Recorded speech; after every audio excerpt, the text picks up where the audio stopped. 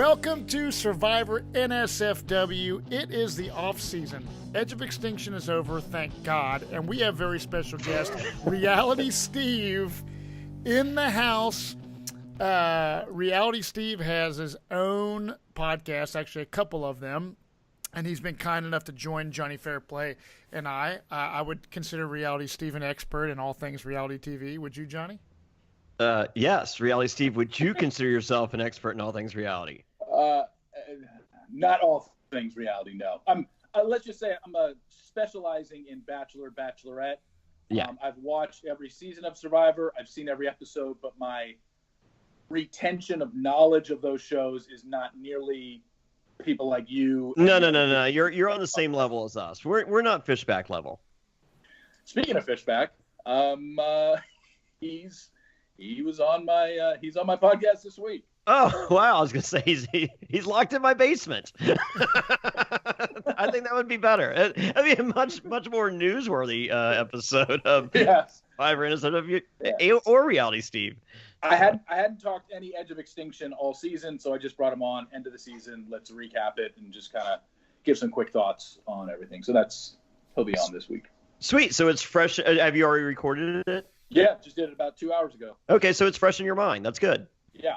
Okay, so all right, so we for those of you that don't know, Reality Steve, like when it comes to Bachelor and Bachelorette, this guy's the king. Typically the Wednesday episode is the Survivor episode. We're gonna talk Survivor. we're gonna do a look back at the Edge of Extinction. We're going to look ahead to season 39. That will be a quick look. And then we're going to fast forward to season 40, the all winners season, which many of us are so happy about. I'm not sure if any of those are on this podcast tonight. And then we're going to talk the Bachelorette, Hannah B.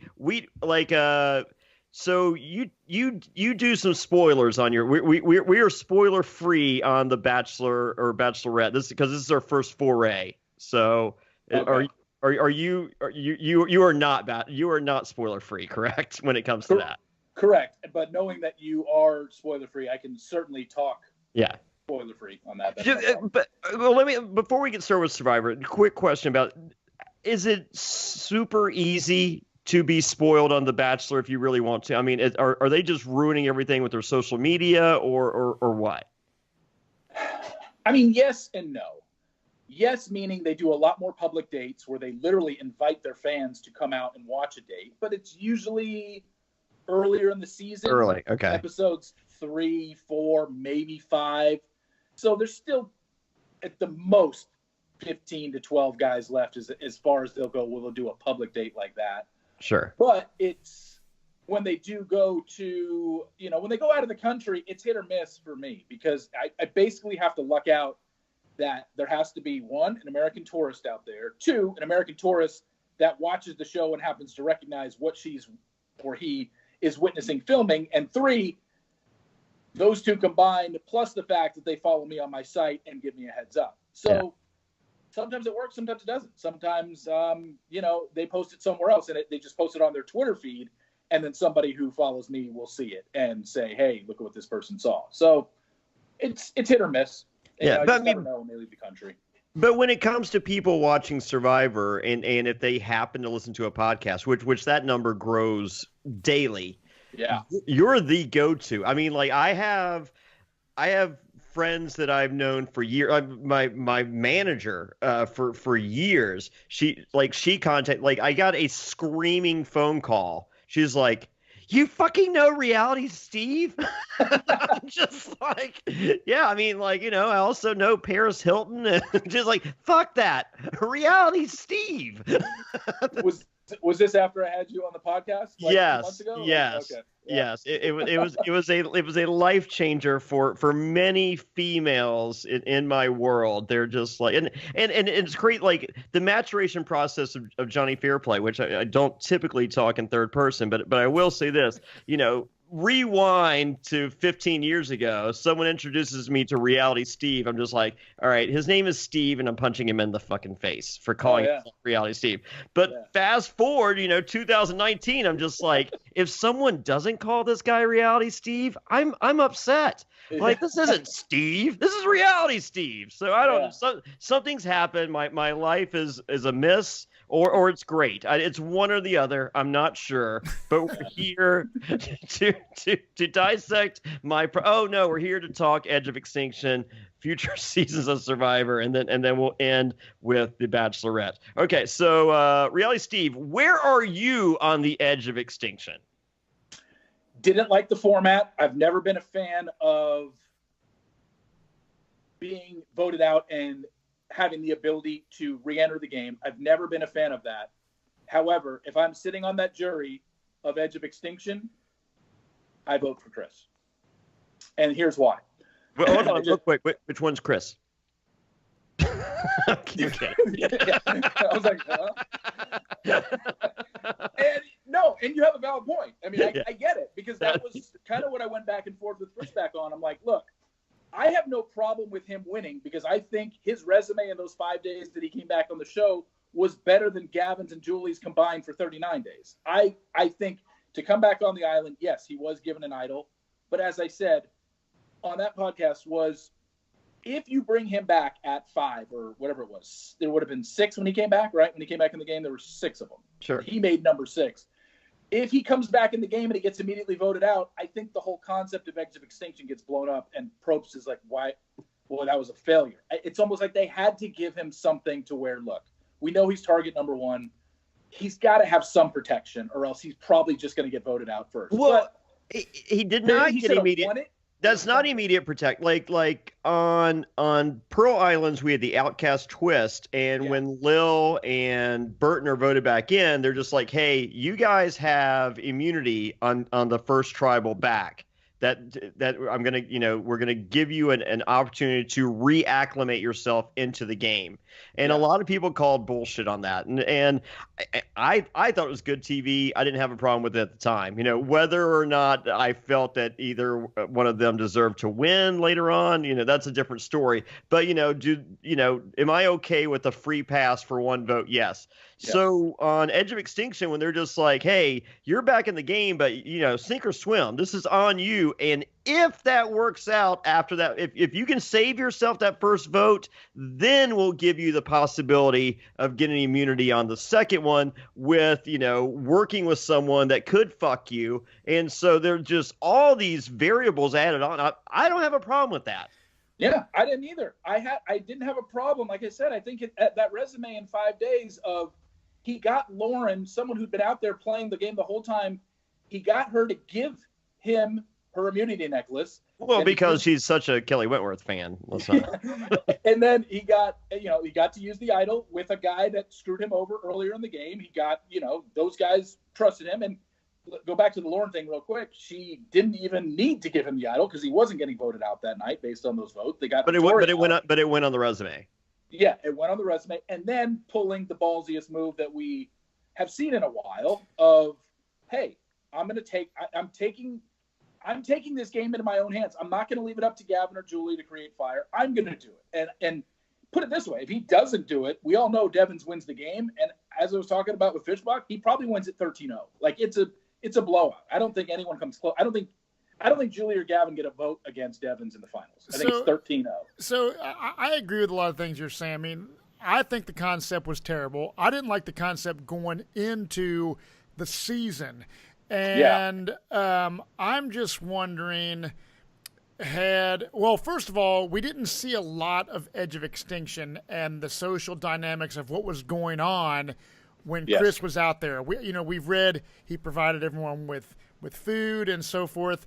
Do you guys think that Chris was like playing a mega good social game on purpose on the Edge of Extinction in the case that he gets back in the game? Do you think he was smart enough to, as a strategy, to do that? Or do you think he's just a nice guy, he's a good fisherman, and, it just happened that he got lucky? You know what I mean? Or do you think he literally was planning, hey, I'm on this island and I'm going to make the entire jury my best friends, and that is how I'm going to win. I think that's exactly how he did win. And that's the negative of the fans who don't think he should have won, was he was out of playing the game for 28 days, and he literally doesn't have to worry about strategy. He can sit on Edge of Extinction and take 5-hour naps. It doesn't matter. So he's not playing the game, and people just thought a guy shouldn't be rewarded for that. And the thing is, I see that argument. If I'm sitting on the jury, I would have picked Chris to win because I thought his resume, when he did come back in the game, he did nothing in the first 8 days to warrant anything that I believe, other than he obviously was a threat. He was voted out. But those 5 days, I think he did so much in those 5 days, so much more so than Gavin or Julie. I couldn't bring myself to vote for either of them. So it's because it's Gavin and Julie. So if it was Aurora and David Wright, or another combination, War Dog. War Dog and Aurora. Is it just the combination of people at the end is what you're voting for Chris based on those variables? Like the variables change if Aurora and War Dog and David Wright are different people. Let's give an example that's a real possibility. How about Victoria and Aurora? Because we there's no way War Dog's in the end. Yeah, I mean, I guess it all would have depended what Aurora and Victoria did in those last days against Chris. It's a hard hypothetical because we don't know what they would have done, but certainly I would have been probably more of a struggle for my vote. It wouldn't have been so easy for me to go Chris over Aurora and Victoria than it was to look at Gavin and Julie and say, they got nothing. I just don't see it. Mm-hmm. But I think that the issue comes with when we had the first introduction of Edge of Extinction, we have the Ream story, and it's amazing. It's just like, wow, this is cool. And then we have Keith, and it's a sharp decline. And then from there, it's garbage. I mean, like we're entering Ghost Island status, and on Ghost Island, they eventually just stopped fucking showing us Ghost Island. They're just like, don't worry about it. It sucked. We're over.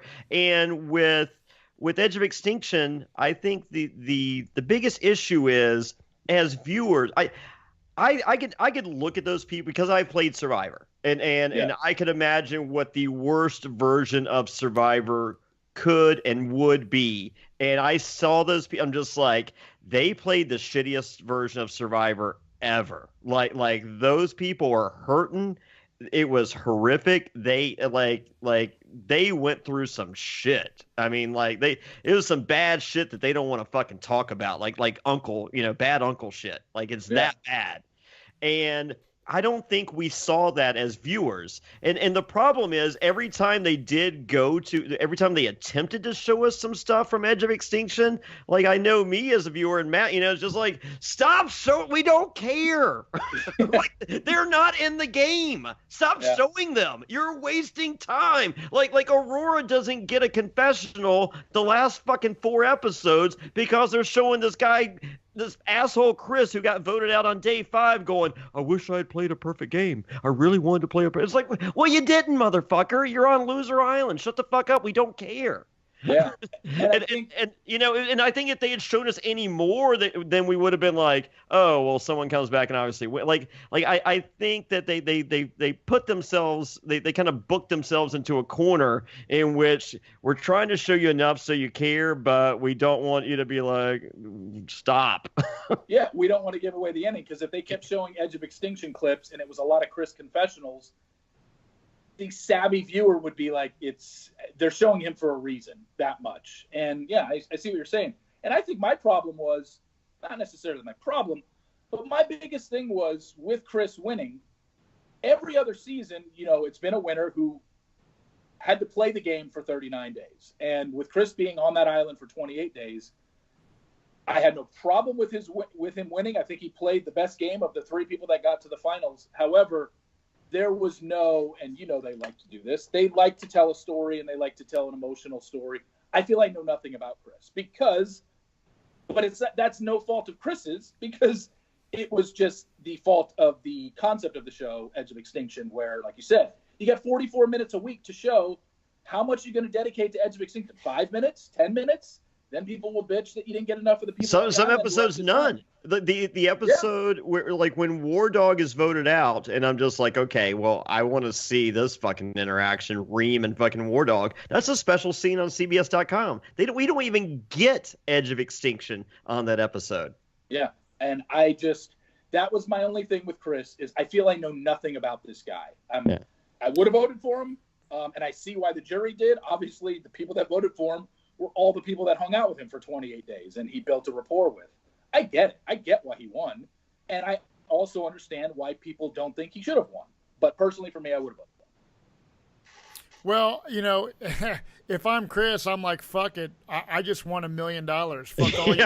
You know what I mean? Like, the haters can kiss my ass. But, you know, it's I'm wondering if people, the powers that be at CBS, are happy about the outcome or unhappy. Obviously, it was speculation prior that Edge of Extinction was designed for someone like Joe Anglum to be able to have not someone like. It was designed for Joe Joe Anglum's only way of winning Survivor, and he can't beat no name Chris in this final fucking challenge that was made for Joe Anglum. Yeah.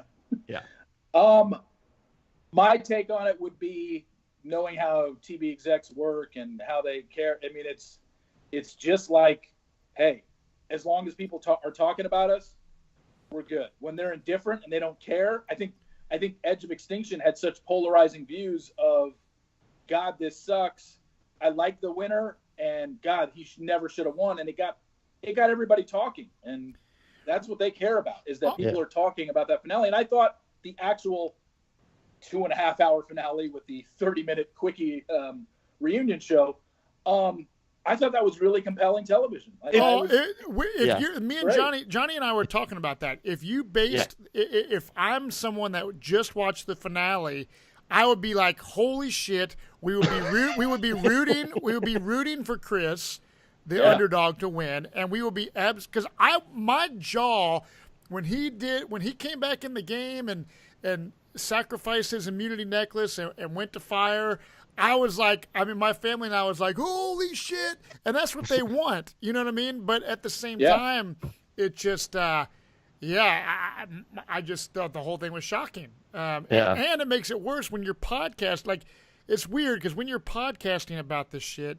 and you're dissecting stuff every week and you're talking about characters and their strategies and their social game and this and that, we're looking at it, you know, taking notes and crap and dissecting the stuff. So it's almost like a harder hit of how this season went down because we're so invested in it because of what we do when we discuss it.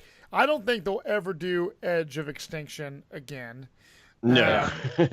Agree. I think it's a one-time, and that's the thing. And that's the thing I think people maybe forgot or tend to not understand, was that, look, it's not like this is the new norm for Survivor. It was that they tried it.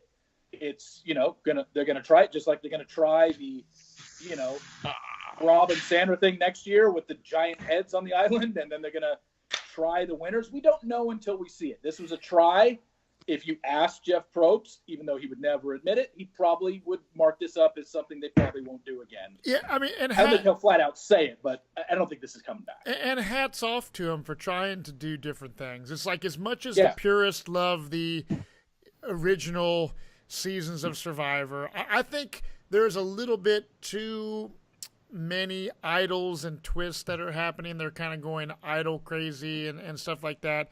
I think, like, when I showed my kids, for example, Survivor Africa, we started watching it, and you know, it's just so different. And it's like, some of those older seasons, man, it's like it would be boring to today's standards now that we've seen such intense gameplay and the evolution of the game of Survivor. So I'm all about them. Hey, as long as Survivor keeps on the air and there's people that watch the show, I'm totally cool with it. Now, they do have some ridiculous things on the horizon, which I'm, Jonny has got really hardcore opinions. I try to be open-minded.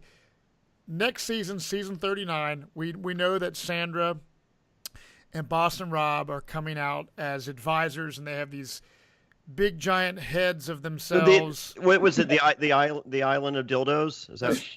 That's right. That's right. Yep. I'm pretty now, excited. The thing is, why would they name it that? What? And here's the thing. Do we know? I mean, we know that at least from the interview that I read with Probst with Dalton. So Rob and Sandra never competing, never at any tribals. They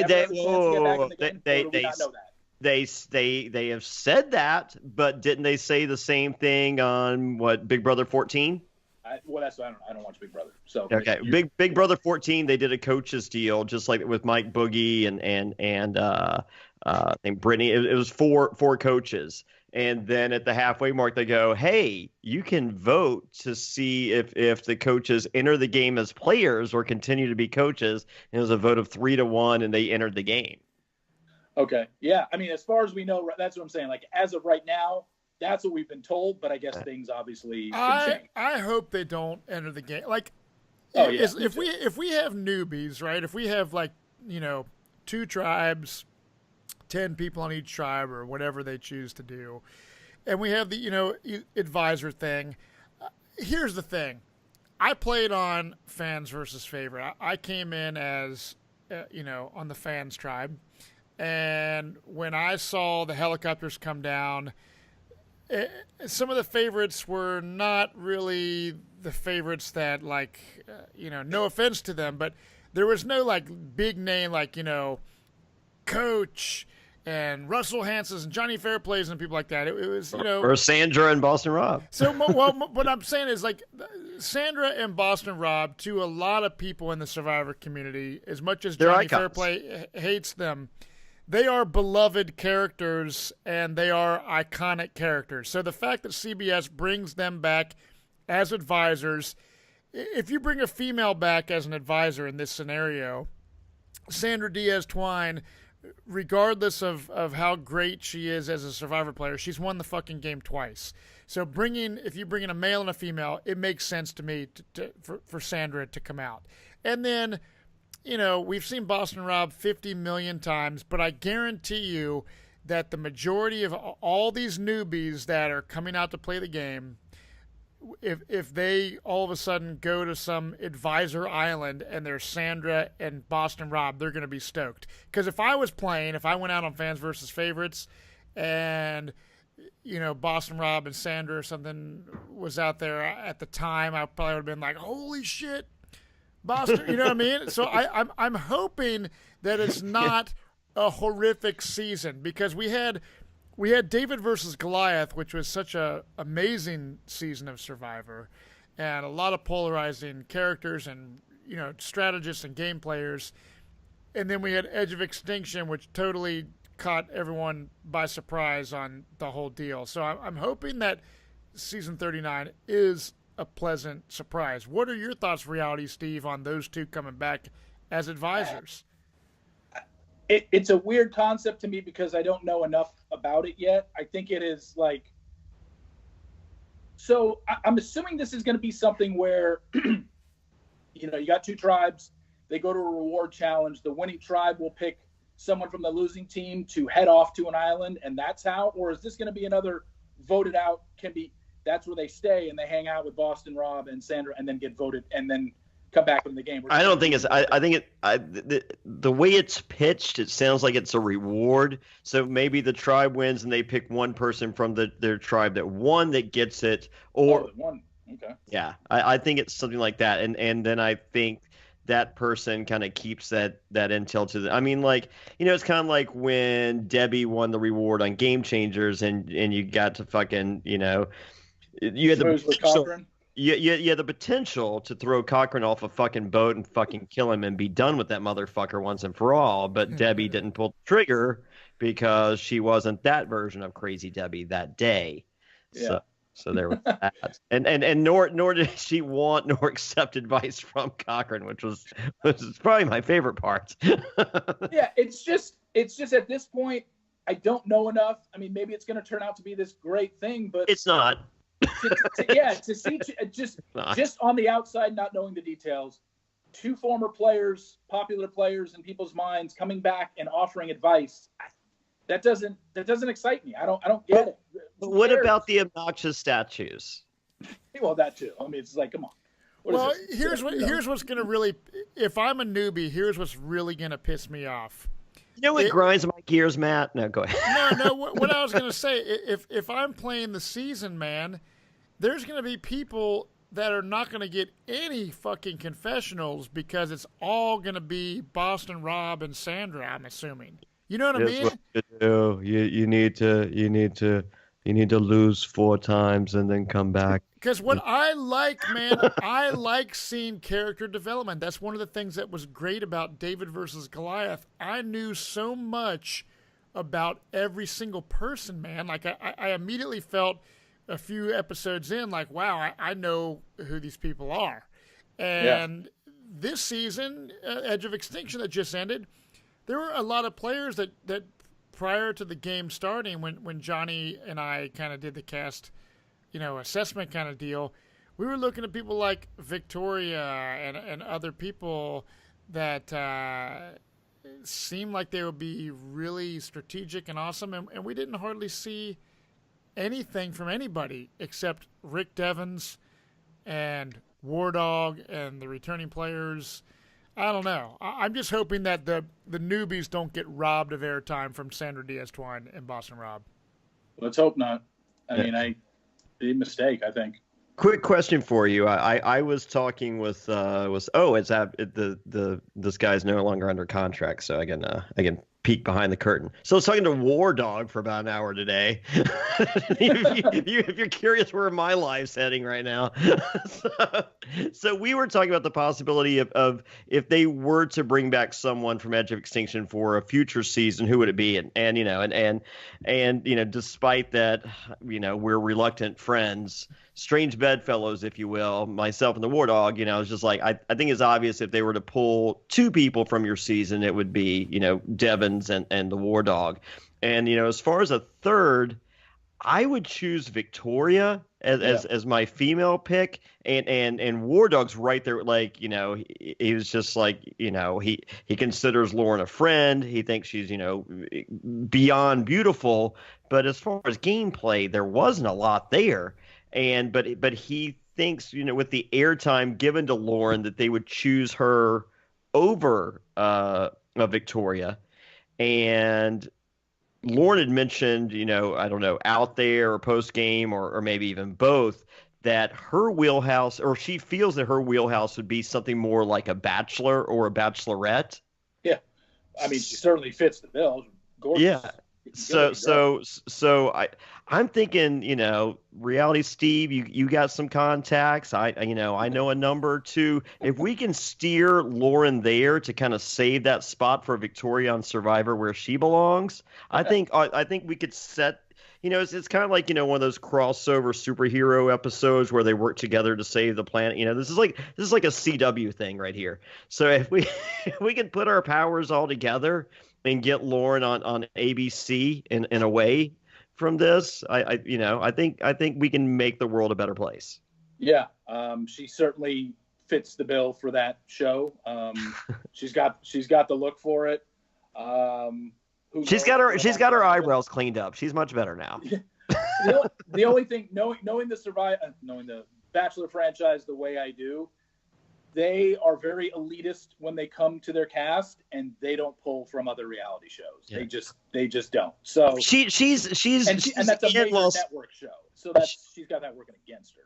I think she's in California. So because we were looking for we do the Bachelorette coverage. We just started, and our female expert Emma, she was on assignment at the Strokes concert last night in Canada.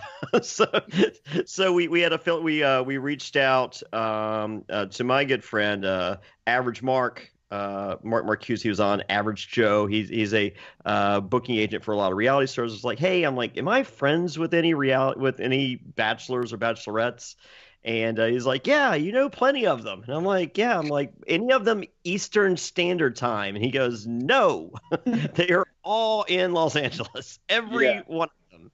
It's a lot. It's a lot of them are in LA or Phoenix area, stuff like a lot of West Coast girls. Yeah, so that's the good. I think that's positively working for Lauren. I think she's a West Coast gal now. I know she was going to grad school in Georgetown, but I think she's done. I think no female, based on what we saw. I think War Dog and Devins would be the two people. I don't think Lauren would ever have a chance of unless it was like a Lauren Wentworth. Well, I mean, combination. How good did Parvati do her first go round? Yeah, I hear you, but yeah, I don't know, man. I think Parvati played an equal game to Lauren, if not worse. Her first showing on what was it, Cook Islands? I'd have to go back and watch, dude. I can't remember that far back. But I'm not trying to go watch. But yeah, so 39. I'm hoping 39. That we get some good characters of newbies, and we'll see how that pans out. In other news in the Survivor world. Was there more news? Did the Survivor fandom as a whole completely skip past 39 as we know it, and they're already on to bigger and better things because the cast was on a plane on Thursday, minutes after the finale, and we know that we're looking at here's the shirt. Available at JonnyFairplay.com. You know what, Reality Steve and Matt Bischoff, I got a special surprise for you. If you order right now, as you're listening to this podcast, if you go to JonnyFairplay.com, type in the word spring at checkout, 20% off. That's right, 20% off. You get a fine shirt like this, FTW, Fuck the Winners t-shirt, available at JonnyFairplay.com. And with every purchase, you get a phone call from me, Jonny Fairplay, thanking you for your purchase. Oh, what am I? I'm wearing another shirt. She died, dude. Also available at JonnyFairplay.com. I cannot believe these shirts are everywhere. Type in the code word spring for 20% off at JonnyFairplay.com. What a wonderful week. I can't believe it's happening. Dude, I can't either. Now, I'm wondering if Richard Hatch, legendary first winner of season 1 of Survivor, who is not on an island right now doing pre-game interviews, getting ready for Clash of Champions or whatever season 40 is going to be called. So Jonny, we did a podcast where we thought it was going to be Legends, and we did our cast pick if we were to cast Survivor 40 as Legends. That was the rumor and innuendo, as you would say. But no, it is all winners. So I'm hoping that we will see a Legends-type season in the future, possibly season 42. And in that case, Reality Steve, if Jonny Fairplay ever goes on an island somewhere again, I might be hitting you up to help me out to keep this podcast going.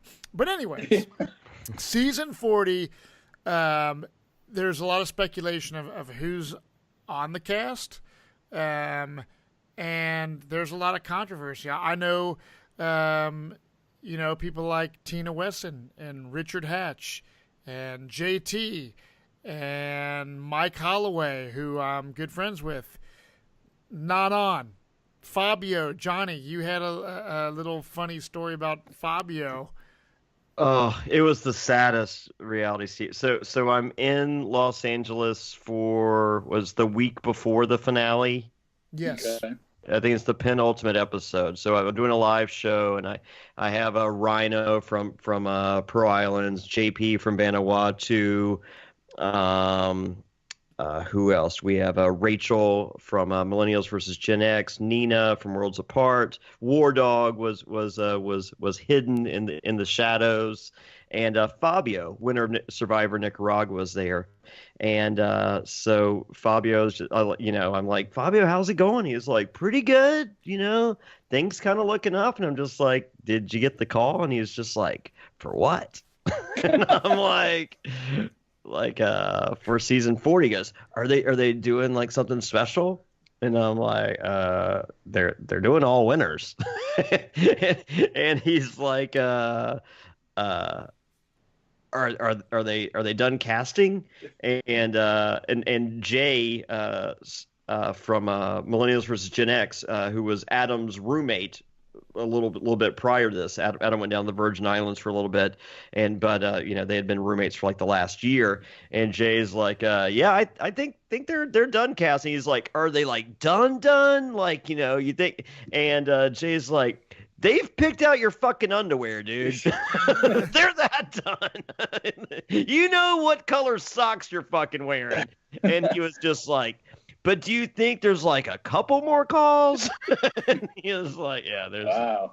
And so didn't even ask availability. Wow. You would think they would ask availability to all 39 winners and just been like, all right. I let's see would. who's even available, and then go from there. Oh, yeah, that's to me, dude. Out of respect for the winners of this game and this show, you fucking call all 39 of them, man. Like you said, Reality You're Steve. a lot. You need some help. And because are you trapped in a well. Yeah, it's like what it would take him like a half an hour to call all those people. Half an hour tops. I mean, and like and five, like if I'm casting this, like, aren't you? Is it one of the things that you're trying to bring? That young, good-looking demo. Fabio was a fucking model. Yeah. I mean, he's a good-looking kid. I mean, like, does he play an aloof character? Yes. I think that's charming. I think there's something fun to the character of Fabio. I mean, I'd rather see that than a shitty strategist that's not really a strategist that tells you he's a strategist but really isn't a strategist. Based on the cast, the alleged cast. Yes. Or probably is the solid. It is the cast. Okay. Other than the fact that Nick Wilson's fiance is Instagramming for him, and apparently Ethan's wife is tweeting for him for God knows whatever reason. But yes, it is the cast. Okay, who is your biggest? I mean, they're all winners, so they're all, some won, and maybe people didn't agree with them winning. But who is your biggest surprise or disappointment that is on that cast? Disappointment that's not on? No, that is on. Like disappointment that is on. Yeah, everybody that's on that cast. Who are you like? God. I mean, wow, that's surprising. And give me a 2 or 3 that you're just like, wasn't really that impressed. It wasn't really a fan of them even winning in the first place. So I was shocked Ethan was on. I'm glad he was health wise. I'm glad he I was worried that he wouldn't be an option because of his health. So that was a surprise in a good way. Yul, I mean, I know people in casting that Yul is one of those. He was not a Survivor and SEG cast. That was either a last minute replacement or a straight up CBS pick because they don't like him. He's boring. Who was that, Johnny? Yul. Yeah. Because Yul was on the bubble for fans versus. Well, I think he was just a red herring for fans versus the fans versus favorites 1. And I was talking to casting about him, and they're just like, "Fuck no, he's not. He wasn't gonna be there." They're like, that dude sucks. I don't even remember Yul. I mean, I know if I see him, I remember him, but I don't remember his. He was win. on the race divided season. So like we really needed to divvy up into races to figure out that the Asians would stay together and no one else would. I mean, come on. I mean, didn't we know this before the season started? I think it's crazy and unfair that Boston Rob and his wife are both on this season. I think that's pretty fucking crazy. I mean, I don't know what you guys think, but I don't know. I have a problem with it in that the game of Survivor, with 20 individual people, that there's one alliance that will not break without a shadow. a marriage is as strong as you get alliance wise, and I think that's unless you're like Jonny Fairplay, like, and if you book me with girlfriend, wife, whatever, any of them would stab me in the fucking back, send me home first, like I would be more worried to have a spouse of some kind out there with me. Yeah, but, so doesn't that make them wouldn't that make them the biggest target? I think it does. I think it does, and so I'm cool with that. My only problem though is like Sandra is the queen of pregame alliances, and it's not a secret. And knowing the people that hang out, from either charity events or poker events, I'm looking at an alliance right now of Rob and Amber, obviously. Yeah. With Sandra, Tyson, Jeremy Collins, and then with also in a partial alliance with Officer Sarah and Ben. I see all those guys pre-game alliance before this fucking game even starts, and that bothers me. And they might not even be. We don't know. They might not even be on the same. Yeah, but enough numbers together is still enough numbers together. So, well, all I know, I can't wait to podcast about these next 2 seasons because I'm looking for we've had people reach out to us. They're just like, Jonny, are you killing the podcast? Like, is this like the statues were bad, but knowing that it's all winners and now seeing who the fuck is out there, is this the end of Survivor NSFW as you know it? And I'm just like, you know what? I'm like, I think some of the best podcasts that I personally do is me just angry more than life itself, and Matt attempting to reel me in. I think that's entertaining. So so this looks as entertaining as fuck to me. I was gonna say, like, there's been when before 40 starts, there'll have been 39 seasons, and we've had seasons where they've brought back legends. We've had seasons where they've brought back where they've brought fans of the show in. We've had seasons where they brought back former winners in. We've never had a season of 20 people who have played this game and won it. I think that's pretty fucking cool. Like, I don't know about really cool. Curious to see. I'm really curious to see how it's going to be done. No one's done it. So, yeah, so it's like, it'd be like if 20 Amazing Race people or 20 Big Brother people all battled it out. It is going to be an interesting concept. I agree. Oh, they're doing Big Brother All Stars. It looks like.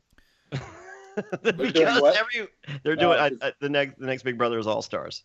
But yeah, we're gonna it's gonna be interesting.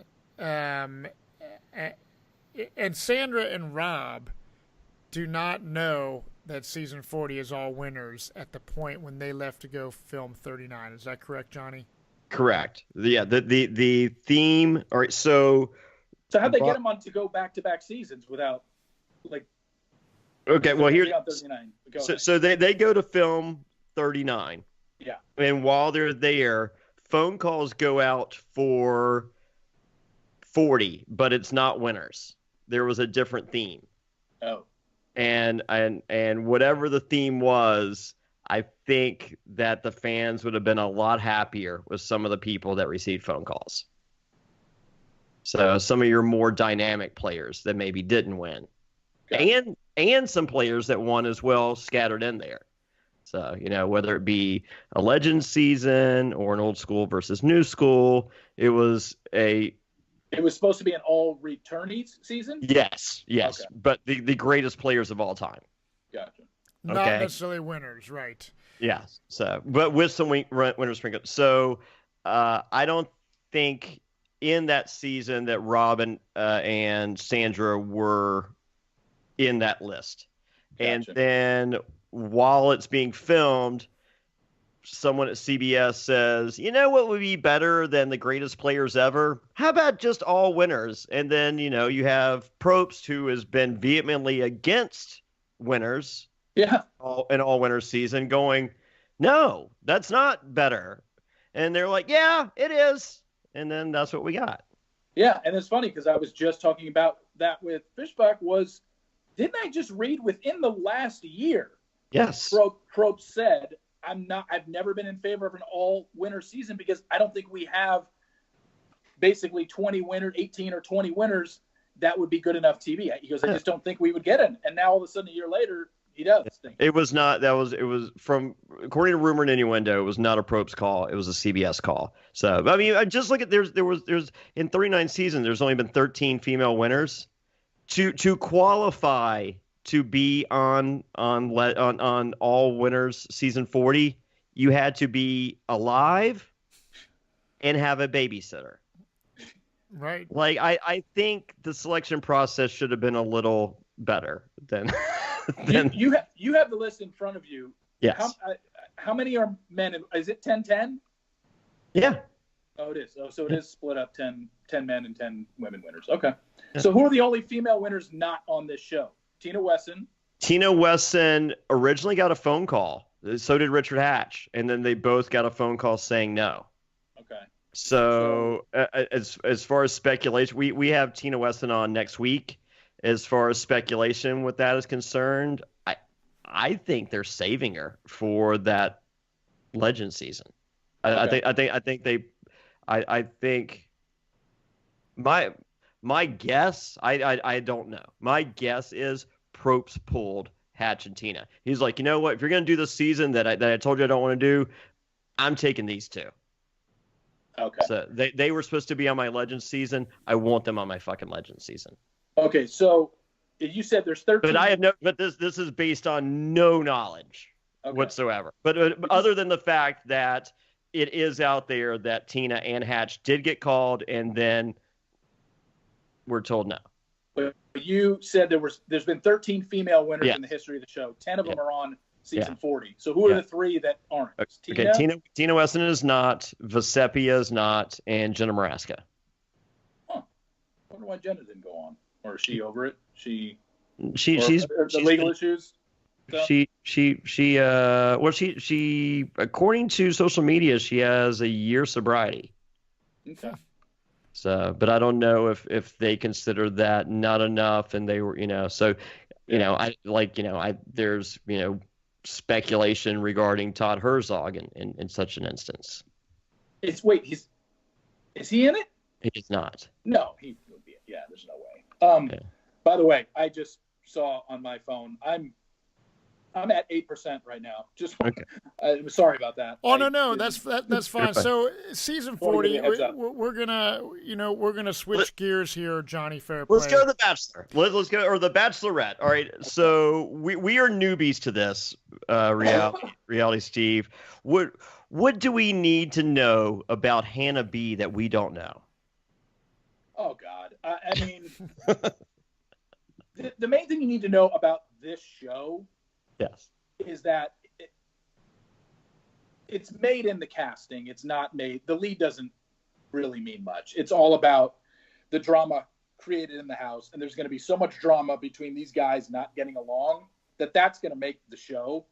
I don't think you really need to care what she does. Because when people talk about the show the next day, they're usually talking about what the guys did on their date, not necessarily what the lead did. So I wouldn't pay... she's a Southern girl. She's not perfect. She's got some flaws. She's insecure. She's goofy. I like her. I think she's a good pick. I mean, she's authentic. She's authentic because she's not this polished, like, oh my God, let's put her up on a pedestal. She just seems like she's got everything going for her. She admits it. She called herself last season on The Bachelor the Hot Mess Express. Like she's kind of flying by the seat of her pants, and they've just never really had a bachelorette like that. So it's definitely different, but the drama will be with the guys. Okay, so Luke P appears to be a ticking time bomb. Am I? Okay. Yeah, I mean, when you declare your love, when you say you're falling in love with somebody, and basically he did it on the first group date. So the season started filming Saturday, March 16th. That first group date was Monday, March 18th. And he's all in. He's all in, brother. I'm all in. I, not only that, telling her when I saw you on last season, I was starting to fall for you before I even met you. Like, it's just, Well, he's telling her what she wants to hear, which is working because he gets his tongue down her throat every time he gets to see her. Like he does. He's into it. You know? When I was a little kid, I was in love with Olivia Newton-John. I wish I had the opportunity to tell her that when I saw her, I'm in love with you and let's make out. Did you love her in Xanadu or Grease? Which one? Or both? I'm a big Xanadu guy. Really? Okay. Yeah. I mean, I like the roller skates. So Yeah. as opposed to the roller blades that these idiots call roller skates on The Bachelor. They've got 6 wheels on them each instead of 2 or 3. There's some problems there. All right. So ABC always being Cam. It's always be closing, as I learned from Michael Scott. I'm really offended every time I hear this ABC analogy. I think, all right, so Cam, we're supposed to hate Cam, right? Yeah, I mean, when anybody that talks about himself in the third person as much as he does, and I know, Jonny, you do it too. But I didn't say people say names. Yeah. I mean, just the fact that he said it I counted. He said it 4 times in last night's episode. It's just like, it's too much. I mean, come on. But I like it. He's one of these characters that I think once he's gone, I'm going to be disappointed. Like I like him stirring the pot in the house because I can see him getting a fellow contestant to react and Hannah not seeing what Cam is doing to cause this, but just seeing the reaction. Well, not only mentioning the chicken nugget throwing incident. I mean, he chucked chicken nuggets at a dude, or he got nuggets thrown at him. Yeah. So I see a situation where Hannah walking in, it's just like, why would you throw chicken nuggets at somebody? Like, you've got to go. Like, I can't give you a rose. You're throwing. It's just like, no, this motherfucker. So yeah.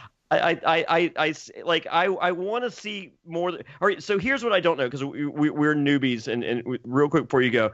All right. Yeah. All right, so on Survivor, when they go, next time on Survivor, it looks like the war dog is going home. All the signs are pointing to the war dog is gone. There's no way war dog makes it through next week. And then it's just like, the war dog ain't going anywhere. All right, is that the same? Because, we see scenes for next week, and it's just like, Cam's going. It's done. Or is The Bachelor more like, yeah, no, this motherfucker's going, so watch. Here's how it's going to go down. Do you want the spoiler of it? Or No. I'm just asking how they do their production. Are they more of a straight shooter, or do they do the red herring too? No, they definitely tinker with their edits. They definitely, if it's for the next episode, it's more usually stays. Well, I shouldn't say that because they mix it up basically. Yeah, They'll make you think, he's definitely a lightning rod. We know that based on what we saw Monday. But no, they mix it up. But they definitely get very tricky with the editing. A lot of frankenbiting on that show. Tons of it. Well, okay. I'm excited to watch. This is the first time in a long time I've watched it. So Reality Steve, I'm going to start listening to your podcast to get some insight for ours. He'll spoil it. No, I'm not. I don't want any spoilers. But Reality Steve, where can people find you on social media, dude, if they don't know? Yeah. On Twitter, it's at Reality Steve. My Instagram, which I'm not big on Instagram, but if you want to go there and look at me, that's Reality Steve as well. The website's realitysteve.com. On Apple Podcast, it's search Reality Steve Podcast. And the easier way, Reality Steve, to find you is just when you browse the top TV and film podcast each and every day, each and every week. Just look right there near the top, and there's Reality Steve. Can't miss him. There you go. Yeah, can't miss it. Well, dude, thank you very much for coming on. It's been a pleasure. It was great to meet you, and I hope we can do it again, my brother. You got it. Thanks a lot for having me, guys. Yep, right Thank on. you so much, Reality Steve. And we will see you guys next week on Survivor NSFW. Cheers.